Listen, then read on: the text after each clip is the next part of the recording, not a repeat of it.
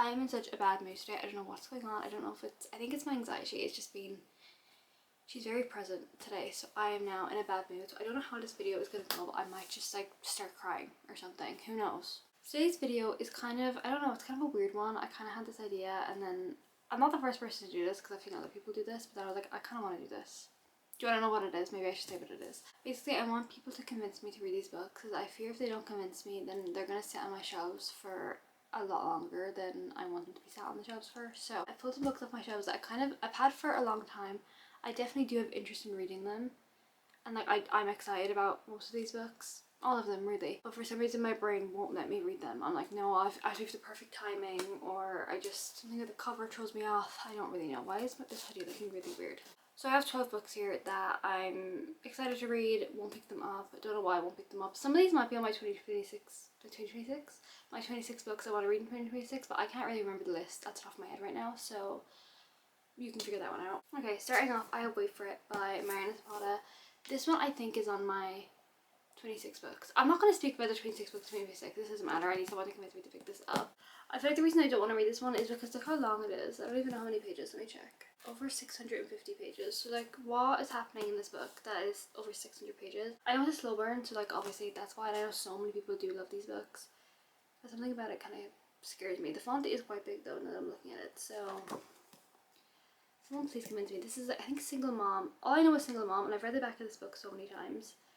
And I honestly, the back gives me nothing. So, but I do have Single Mom trope. Firefly Lane by Kristen Hanna. This one, I read The Nightingale by her. I love her writing. I think I gave The Nightingale like 4 stars. Like I didn't hate it, didn't love it.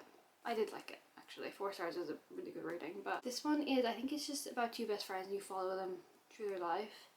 And for some reason that scares me. I think it's very like character driven. Which just terrified me just a tiny bit, like a tiny bit. So maybe tell me to read this. I know so many people have loved this book and like it's a favorite book of all time. I'm just a bit scared. Next I have In a Jam by Kate Canterbury. This one every summer, I think I've had this now for a couple of years, like maybe 2 or 3 years. In the summertime I'm like, okay, I'm gonna read In a Jam because look at the cover, it's just giving summer. I think this is also Single Mom. Oh no, it's Single Dad. Okay. And every summer I want to read it and then I just don't. I don't know if this is on Kindle Unlimited. Let me check because I feel like it was. And then it got taken away and that's why I haven't read it. I feel like I would have picked it up by now if it was on Kindle Unlimited. It is on Kindle Unlimited, so why haven't I read it? The next 2 books are books that I genuinely think are going to be 5 stars and that's why I haven't read them yet. Like I know exactly why I haven't read them. I think they're going to be 5 stars and then I'm scared that I can't read them again. First is Say You Swear It by Megan Brandy. I've had this since it was like getting its hype at the start. I bought it. But this is a love triangle, which I feel like when I bought it I didn't know that. Also look at the chapter pages. Why are they chapter pages? Someone please let me know who decided that. And I feel like it's going to be a little bit toxic. I don't really know, but I feel like a love triangle, they're always slightly toxic because you're just pick one. So I will say this is a college romance and I'm currently reading the Kings of Rittenhouse series, the first one. That's a college romance and I'm loving that as a college romance. There's something about it that I'm obsessed with, so I'm hoping that this one I would love. I don't know when I'm gonna get this. I don't think it's on my 26 books in 2026, so I wouldn't count on this one being read, but if people tell me to read it I will, I swear. Then I have Darling Venom by Parker S. Huntington. It's another one where I've had for so long and I know I'm gonna love it and I don't want to read it. I think this is a bit of a darker romance, which doesn't scare me, but maybe it does a little bit. This one is these 2 people go to the top of the school, I think, to jump off, and then they tell each other not to, they don't do it, and then every year on Valentine's Day they meet up and like, I don't know, give each other life updates. I don't really know. And then one year the boy doesn't show up and then it's years later and the girl meets that boy's brother and it's their romance as far as I'm aware. Okay, moving on, I took delete stuff from the memory card because it's always full. I don't delete videos once I get them up. I just leave them there and then I wonder why it gets full. Next I have Powerless by Lauren Roberts. I want to get into my fantasy time in 2026. It's my whole like, not my whole goal obviously, but I do want to try out new genres and stuff, and fantasy is one that I don't really read. I've read 2 fantasy books I think ever, so well, maybe 3 fantasy books. So I want to get into more. This one is Enemies to Lovers. You know what this is. Everyone knows what this book is. This is like a trilogy. I don't have the 3rd book. I have the novella and the 2nd book. I need to get the 3rd one. No, I don't. I don't need to buy it actually because I haven't even started the series. I think it is about Her name's Peyton, his name is Kai, and Peyton is an ordinary and Kai is an elite. And elite have powers, ordinaries do not, but she is an ordinary and she's pretending to be an elite and she's living with them. And he's sent to like kill her or something. I don't really know. I think that is the point of the book.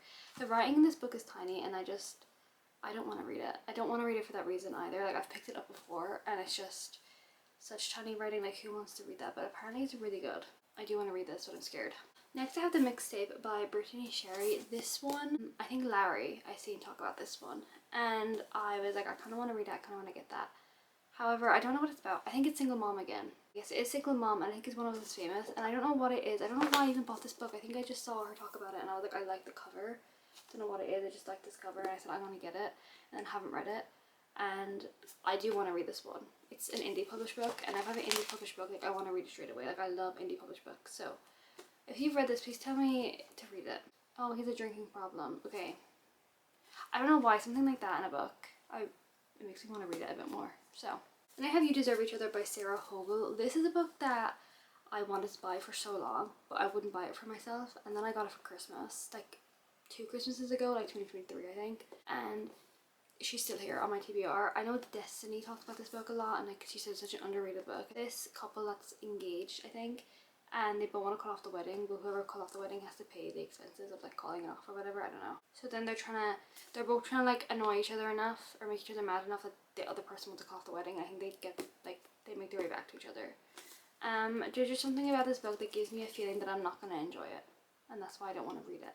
By a Thread by Lucy Score. This is very much the same story as Say You Swear and Darling Venom. I know I'm going to like this book. I just have a really weird feeling about this book. This is Grumpy Sunshine. I think he gets her fired from her job and then his mom gives her a job with him or something, and they hate each other maybe, the enemies to lovers.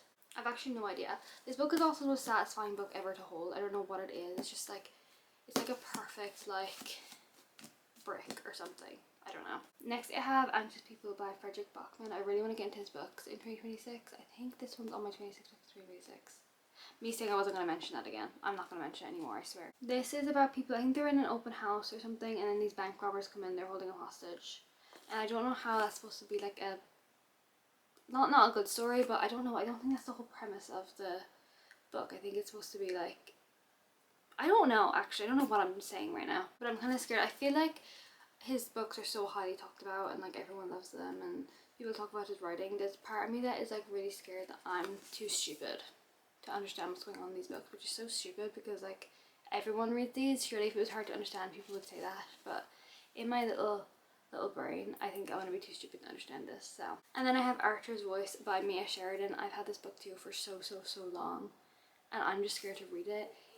I don't know if this is true, but is he a mute? I feel like the whole point of this book is Archer's a mute and then he meets someone who doesn't think he's weird for it, and then like then she understands him, then that's why it's called Archer's Voice, because she like not his voice but like can get his voice. But I don't know if that's the real story. I haven't actually read the back of this. Okay, I think I am right with that story, but I'm not too sure, so I could be definitely wrong. But the whole like mute and him not speaking thing, I just don't know, because it's never gonna be like him saying anything. There's not gonna be no dialogue because he doesn't speak, and I love dialogue in books. Like if there's not enough dialogue, I just get bored. Like I don't like descriptions. I love the dialogue, so I'm like, am I gonna like this if I need dialogue? But maybe I should just get over myself and read it. They're all the books I'm gonna talk about. Someone tell me to read them, because if not, I feel they're gonna sit here for another while. I am very excited to read for the rest of the year. I do want to definitely get to these, and I want to definitely try and find some 5 stars in 2026, because I had no 5 stars last year and that is not good. So maybe I should read the ones I think I'm gonna like, but that's scary. So that is it. Thank you so much for watching and I will see you so soon in the next one.